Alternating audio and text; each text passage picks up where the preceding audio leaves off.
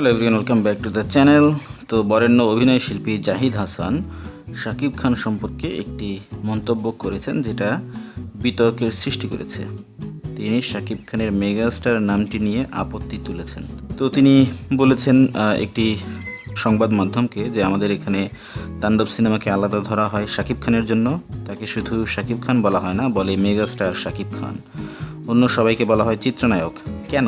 এটা বুঝি না। সে তো একজন অভিনেতা, তাকে আগেই একটা ট্যাগ লাগিয়ে দেওয়া হয়। এটা তার জন্য কতটা ভালো হচ্ছে বা মন্দ হচ্ছে জানি না, তবে শব্দটা কানে লাগে। শেক্সপিয়ারের একটি কথা আছে, কোনো কিছু হওয়া বড় ব্যাপার না, কোনো কিছু হয়ে থাকাটা বড় ব্যাপার।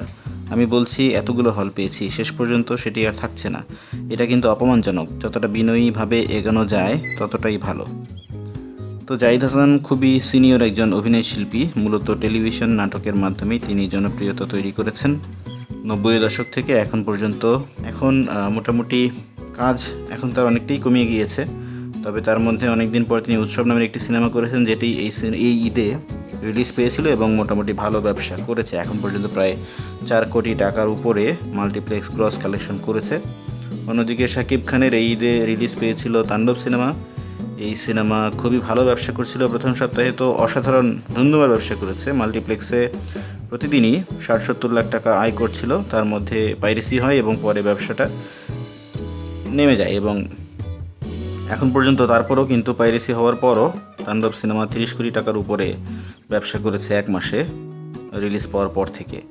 অন্যদিকে উৎসব সিনেমা এক মাসে 4 কোটি প্লাস ব্যবসা করেছে শুধুমাত্র মাল্টিপ্লেক্স থেকে। সিঙ্গেল স্ক্রিন কিন্তু এটা এখন পর্যন্ত চলেনি বা হল পায়নি। তো তাণ্ডবের ব্যবসা পুরোটাই আসলে পাইরেসির কারণে ইম্প্যাক্টেড। পাইরেসি হওয়ার পরও 30 কোটি টাকার যে ইনকাম তাণ্ডব করলো, সেটা কিন্তু একটা অসাধারণ বিষয়, যেটার অন্যতম বড় একটা কারণ হচ্ছে স্টারডম।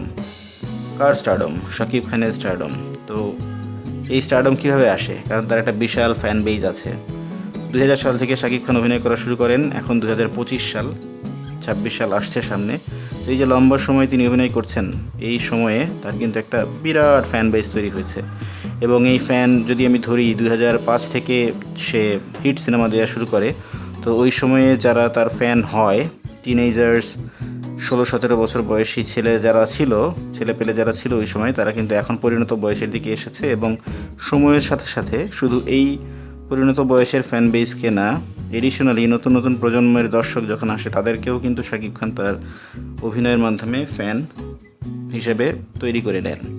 তো এই যে ফ্যান তৈরি করার যে কোয়ালিটি, এটাই হচ্ছে স্টারডম। এটাই কিন্তু শাকিব খানের আছে, যেটা ভারতীয় অন্যান্য অনেক অভিনেতা শিল্পীদের মধ্যে আমরা দেখতে পাই। তারাও কিন্তু তাদের পছন্দের শিল্পীদেরকে বিভিন্ন উপাধি দিয়ে ডাকে। আমাদের বাংলাদেশেও কিন্তু নায়ক রাজ্জাক ছিলেন। এই যে নায়ক রাজ বলা হচ্ছে, এটাও কিন্তু একটা স্টারডমের কারণেই প্রাপ্ত উপাধি।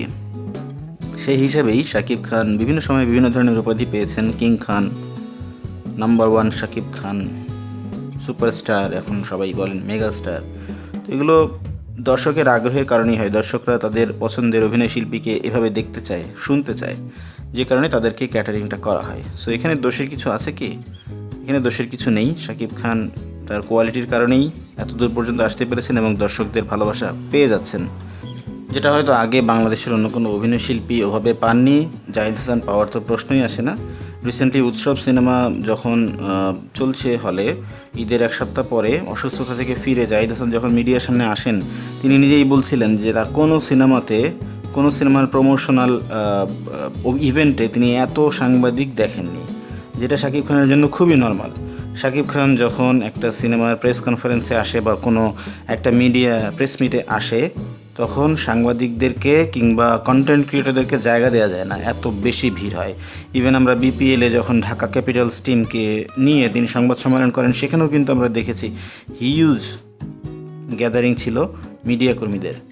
তো এইটাই হচ্ছে আসলে মেগাস্টার নাম পাওয়ার পেছনের কারণ, যেটা জাহিদ হাসান বয়সে অবশ্যই তিনি শাকিব খানের সিনিয়র, তিনি শাকিব খানের আগে থেকে অভিনয় করছেন।